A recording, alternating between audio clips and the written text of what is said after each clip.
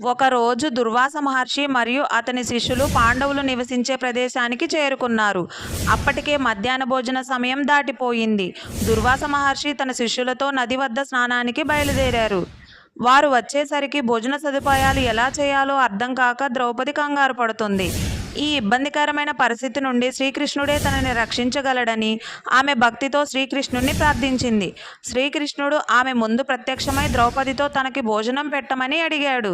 ద్రౌపది తన పరిస్థితిని శ్రీకృష్ణుడికి వివరించినది. శ్రీకృష్ణుడు ఇంట్లో ఏది ఉన్నా సరే తీసుకొని రమ్మని ద్రౌపదితో చెప్తాడు. అప్పుడు అక్షయ పాత్రలో చిన్న కూరగాయ ఉండడం చూసి దానిని తీసుకువచ్చి శ్రీకృష్ణునికి అందించింది ద్రౌపది.